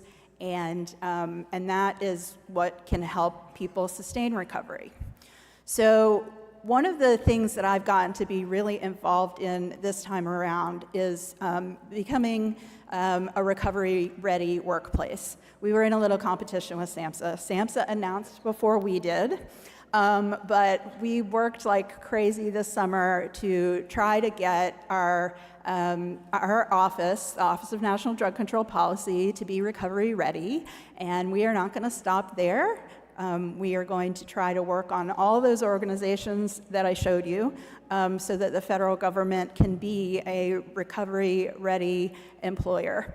And it's very exciting. So I think this is like a good place to go back and tell the end of my story. So when I was 7, my mom told me that my dad had this allergy to alcohol. She said, "You cannot tell anybody. Do not tell anybody because he will lose his job." And I was a little kid. I was an only child. We lived in Massachusetts. My grandparents were far away. I was like, Dad can't lose his job. Like, that would be awful. And how would we live? What would happen? Would our family get pulled apart? Like, I was terrified. He did well. And flash forward to when I was in high school. I went to high school in had a very great education, which my father, who up until that time had been in recovery, paid for, and it was wonderful. And I remember I had to go to this Latin club event, and I had to memorize all this stuff in Latin. And a week before I was supposed to go, my father went to inpatient treatment because his alcohol use disorder was back. And I just could not memorize the Latin. I just couldn't think about anything other than that, and I couldn't tell anybody. And finally, I went to my Latin teacher, and I was just bawling, and I'm like, I can't go, I'm so sorry, I'm letting everyone down. And then he's like, what's going on? And I finally told him, and it was like this huge load off my back. And fortunately, it was Catholic school, so he is a priest, so he wasn't allowed to tell anybody. So that was like a good solution. But we have come so far that today we're talking about recovery-ready workplaces. Like, I kind of can't believe that I get to get involved in this and that we're able to make more of these happen. But I would like all of you to do whatever you can with the businesses that you associate with the chambers of commerce that are involved in your states and your communities, to be, educating them about what a recovery-ready workplace is and how they can sponsor the 22 million people who are in recovery so that they don't have to be like we were, so that they can talk to their employers about this, and so that they can get the support if return to use happens that they need. So one pillar of this is prevention, and that is involves identifying risk factors that people might have and protecting them when those things happen, like on-the-job injury, might get prescribed a lot of different kinds of controlled substances. Dealing with the organization's scheduling, toxic cultures, dealing with the alcohol policy in your organization, because alcohol is technically legal. There may be a lot of social events and things that are related to alcohol. I was talking to Peter about this, and I said, well, what do we do if somebody wants to have a happy hour? Do we ban all happy hours? Is that what happens? And he's like, well, the important thing is to let the person who's in recovery know themselves and have a choice and be aware that alcohol will be served, and to try to make efforts to have other things available and to try to make efforts to have other activities that are different activities, so it's not always a happy hour. So that's, just one example of what can be done. There's a lot of training and education that needs to happen. So this past summer, one of the things that Peter did was he wrote a recovery education module, and we made everybody in the agency take training on that. We made them also take training on naloxone. We have made sure that we have naloxone available in our agency in case anybody who's a stakeholder or an employee ever needs it for any reason. And then what I was involved in was writing the supervisor training and delivering the training to supervisors, because supervisors need to know more than they know about what addiction is and what recovery is and what to look for if somebody might be having a return to use, and then how to handle it. I would love to see a show of hands if anybody's ever had a training like that. Okay, so not a ton of people. And I bet more than that of you are supervisors in some capacity, or you may become a supervisor one day. So, these things are things that are novel and are important to do to be able to be supportive. There's also special hiring that's available through the federal government. If ever you decide that you're interested, there's a special Schedule A hiring that is for people with disability. And if you are in recovery from a substance use disorder or from mental illness, you qualify for that. You need to approach the person at the agency who is doing the hiring and let them know that you want to apply that way, as well as applying through the regular usajobs.gov. And some of the stuff related to employment, like drug testing for safety-sensitive jobs, are things that, or if somebody has had a return to use and they come back and they're involved with an EAP program, these may be sort of specific to certain positions, but accommodations for people, federally, that is offering people reasonable accommodations to help them be able to do their job. That's just a whole big HR concept that people are eligible for and should consider using. And this lists all of the different types of things that are involved in the treatment and recovery support part of being a recovery-ready workplace. Now, we have partnered with a lot of organizations to work on this issue. And one thing that's not on here is ONDCP supports a grant to an organization. It's a competitive grant. The organization that's currently funded is called the Legislative Analysis and Public Policy Association. Legislative Analysis and Public Policy Association, LAPA.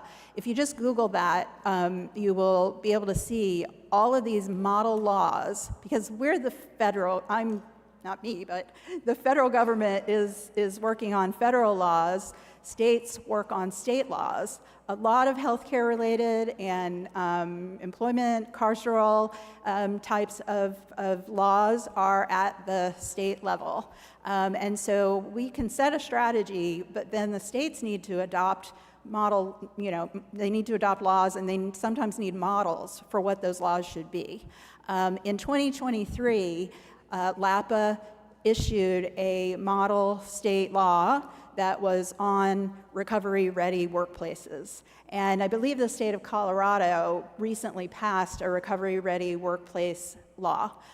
So states can tweak. They don't have to use the laws exactly as LAPA writes them, but it's important for you to know about that those laws exist, and educate use your voice, talk about it, use your voice, educate those local governments about what they could be doing differently to help with this issue.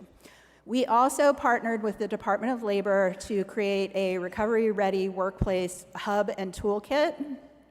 And we are encouraging everyone to please visit the toolkit on Department of Labor's site. It shows you what a recovery-ready workplace is, what their benefits are, how to get started, and there is a toolkit in the hub. And so as I mentioned, we became recovery-ready. Our last thing that we needed to do was to put onto our website, so you can find on the ONDCP website, this statement that we are a recovery-ready workplace. And this is a big deal to get an organization that is, part of the Executive Office of the President to be able to state that we do support people in recovery. We are hiring people who are in recovery in a variety of positions, and people can, engage with us, and telling everybody in the office and everybody in the public, this is us, this is what we stand for. So we did these things to become recovery ready. There is a checklist that's part of the toolkit that you can use to become recovery ready, and there's an independent organization that can certify organizations as recovery ready. We are hoping that we will be able to get a federal recovery ready certification program happening, and that's something that we're gonna work with my good friend Tom Coderre on moving forward. Last thing, and speaking of my good friend Tom Coderre, there were so many recovery-ready activities in the month of September, it almost killed us. And I asked him, and I don't know if he was sucking up, but I don't think he was, because he's a pretty genuine guy. I asked him what his favorite activity of Recovery Month was the other day, and he was like, oh, the White House Recovery Ready Roundtable. That was awesome. And I'm not saying it just because it was my staff that put on the meeting, but we had attendees from a variety of different companies. We also had labor unions. They are interested in this issue, and they can help move the needle on this issue. There are a lot of places and people that are interested in supporting this and doing what they can to make it a reality. So I'm so happy that we all lived through Recovery Month, and just wanted to encourage people to think about doing this in your own states and communities, and using your voice to help not just other people in recovery, but their families, their children, and the community that has been so supportive of y'all. Now, finally, if you would like to contribute to the National Drug Control Strategy or to the ONDCP first year priorities, which we have to write within 60 days of the new administration starting, please reach out to me.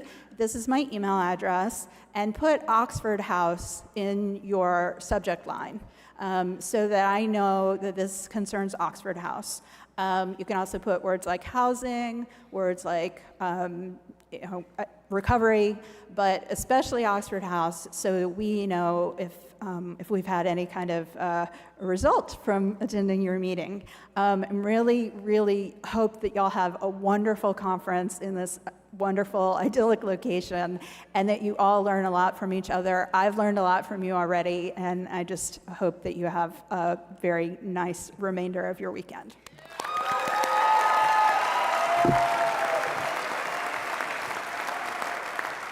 Thank you. We really appreciate you coming and sharing all the wonderful stuff with us. Let's give her another round of applause. It's incredibly important, the support we get from the federal government. Okay, we're going to finish out today with really the reason that we are sitting in this room with so many people and so many houses and so much support from the state of Florida. Uda Gazio, she's the Senior Director of Behavioral Health Policy with the Florida Behavioral Health Association, the state's largest trade association representing community behavioral health. Did I mess up your name just totally, probably? And she's been here before. Previously, and this is when she gave us just our huge support to get us here in Florida. She served as the director of the Substance Abuse and Mental Health for Florida Department of Children and Families. Her office served as the state's mental health and substance use authority responsible for implementing a system of care for publicly funded behavioral health prevention, treatment, and recovery services. I could probably go on, but I want her to have an opportunity to come up here and share a little bit. She has been a tremendously wonderful person to work with. She's a tremendous spirit. And so with that, I introduce Dr. Uda Gaziot.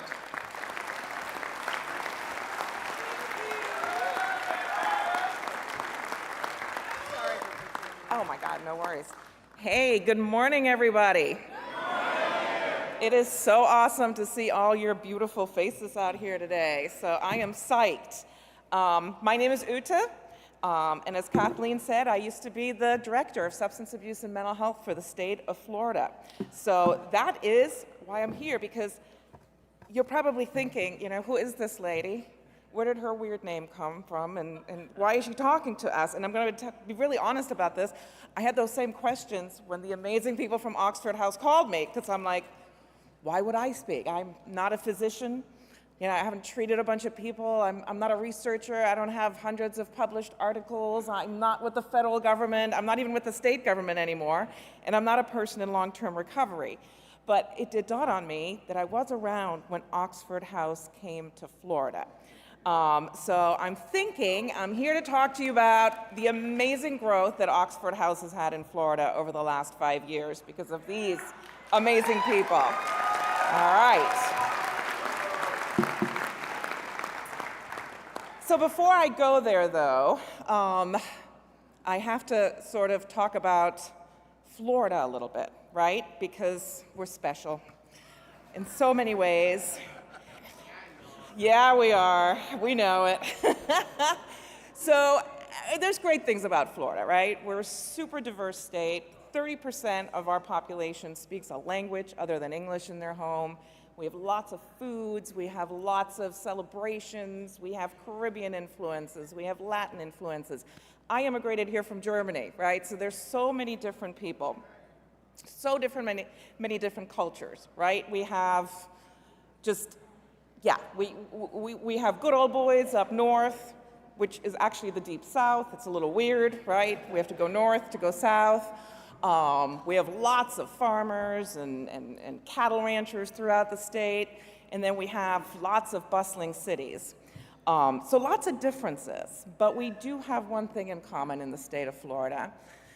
If there's a television show that has any kind of true crime, if you've watched Making a Murderer or Forensic Files or any kind of weird stories, all of us Floridians, we get together and we cross our fingers and we pray and we hope that the next thing on the television is not. Meanwhile in Florida. But it always is. And for some reason, it's always in Pasco County. And I don't know what that's about. If any of you are from Pasco County, I don't know what you're doing over there, but stop it, okay? Just stop it. Anyway, we also divide the state up by other very important things. And I will not go through all of these, but the number one thing is, where'd you go to school, okay? We're a football state. You can like that, you can not like it, it is what it is. All right, so there's lots of universities in our state. They are all great. We actually have a great state university system. But sorry to UCF and USF, there's only 3 that matter. I'm sorry. There's 3 that matter. And that's Florida State. Thank you. Oh, no. We have the Gators in the middle of the state. And then we have that little slither, the orange. Oh, no. I knew you were a troublemaker. I knew it the minute you got here. It's the Hurricanes, which nobody ever goes there, but everybody seems to be cheering for them. And I'll be honest with you, if you're not a Knoll, you're already dead to me. And I'm looking at you. Okay? So go Knolls. All right, this is very important. We also have our landscapes, which is primarily flat and 1 foot over sea level. But we also have like 3 hills up what should have been Georgia, but somehow ended up in Florida, a bunch of farmland, and the rest is swamp. If you look at the middle, those are the hundreds of developments that are built on the swath. So be careful where you build, because that will all sink one day. Anyway, you are now fully indoctrinated into the Floridian culture. Anyway, the stuff that's funny about the Floridian culture. Unfortunately, we also have some things that have not been so fun in our history. And I had a little NPR story to share with you, but I'm not going to do that because it's like a 4-minute story, and I do not want you to stay any longer than you've already had to sit.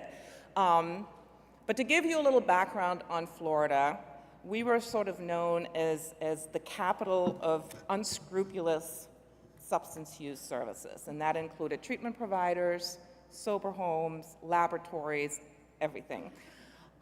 It was called the Florida model. We were all over national TV, 60-minute specials, all kinds of terrible media coverage, and it was true. The recovery industry took advantage of the opioid crisis. Treatment centers started popping up all over Southeast Florida, especially Palm Beach and Broward County.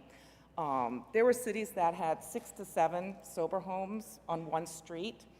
And the Florida model was basically that these treatment centers would advertise very, very heavily all over the country with the promise of come to Florida, recover on the beach, recover in the palm trees, you know, recover in the sunshine. And they did that on purpose because if you get folks from out of state, you can charge much higher, it's out-of-network charges, right? And you separate people from their family. First, you scare the family, telling them if they don't, don't bring them down, your loved ones are gonna die.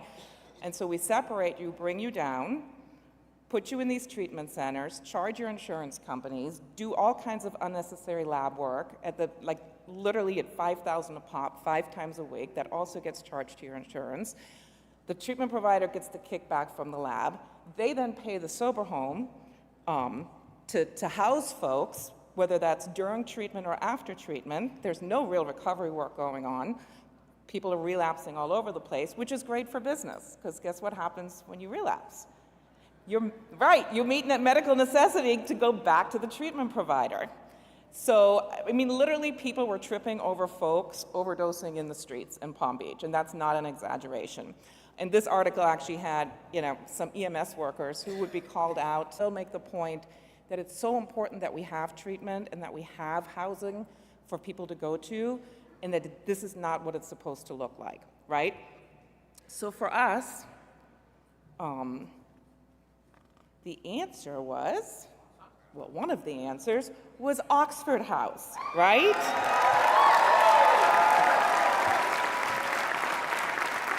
It really was. Not only did it have this amazing reputation, right? I mean, I would go to statewide, national conferences and, talk to other states and be like, what do we do? And they would talk about Oxford House. I'm like, how do I get them into the state? How do I get them into the state? It was such an amazing concept to have a place where all of you are part of the solution, a place where you can have sober living, where groups of recovering individuals live together. It's self-run, it's financially self-supported, and it follows a standard system of democratic operation. And I gotta tell you, the minute that I heard democratically run, you had me. You had me at democratically run, and my team and I were just, on a mission to get Oxford House here. Just the concept that you can have something that's truly, truly peer-run, peer-supported, shared responsibility, and community ownership of the recovery process so resonated with all of us. But there's always the problem of how are we going to do it, right? So I had a budget of about $700 million, which sounds like a lot of money, but for a state the size, that is a drop in the bucket. And at that time, it was all allocated. Fortunately, the beautiful people at SAMHSA stepped up and came out with the state opioid response grants, called the SOAR grants. And that was our opportunity. So, fast forward to 2019. At that point, Oxford House had had one house in the state of Florida, Now picture that. We're the third most populous state in the country. We have over 22.5 million people, and we had one Oxford House. That's so sad. It was embarrassing. I mean, honestly, it was embarrassing. So we had to, obviously up our game, and we finally had opportunity to do that. So we called the folks at Oxford House. I mean, we'd known them, we'd gone to their conferences, and I wanted to go big, right? Because, we were behind. And I said, okay, we're gonna finally have this night. Tell me what you need to bring 60 houses up in 2 years. And, I thought I was gonna get, yeah, that's not possible. But Oxford is amazing, right? They never, yeah.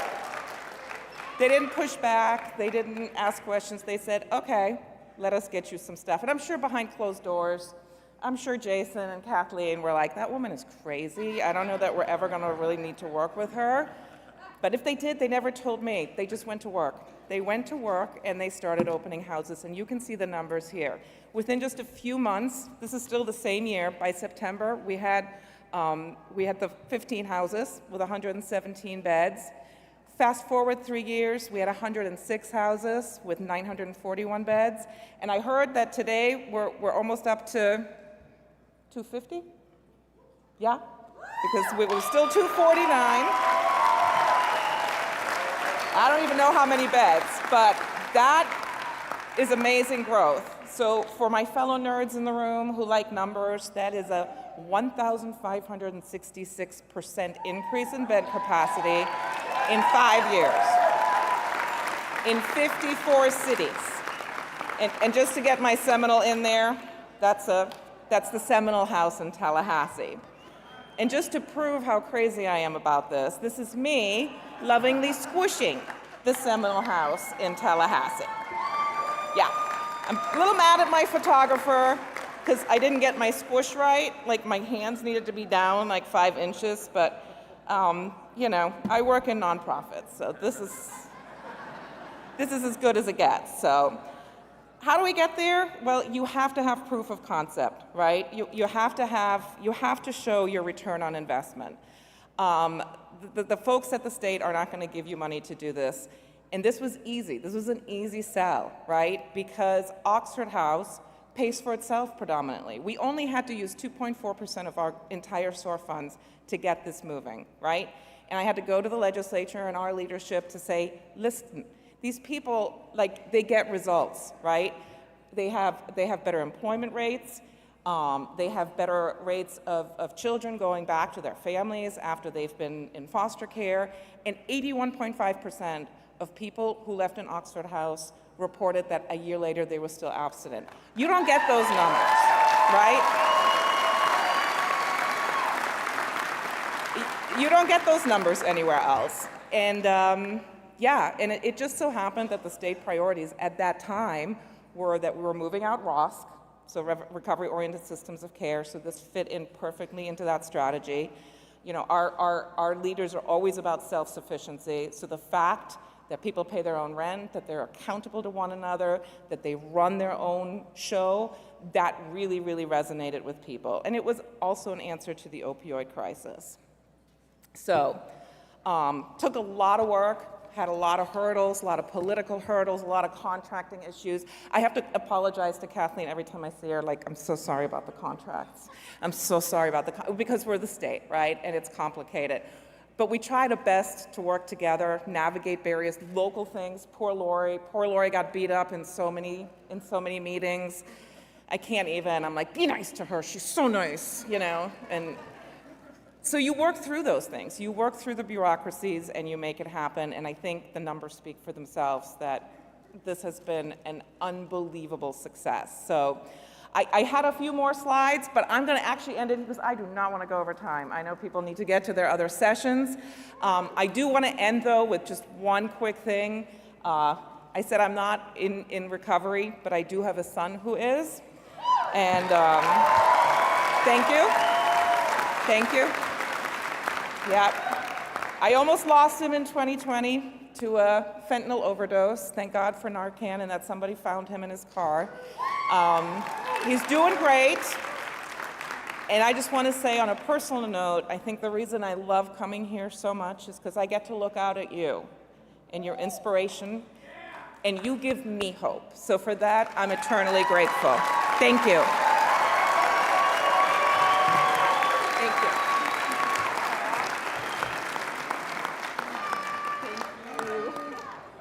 Let's give her a really nice round of applause. And let's give all of our speakers this morning a round of applause. Thank you all so much. Thank you. You have a 15-minute break, and then get to the next panels. It's going to be a fabulous day. Thank you.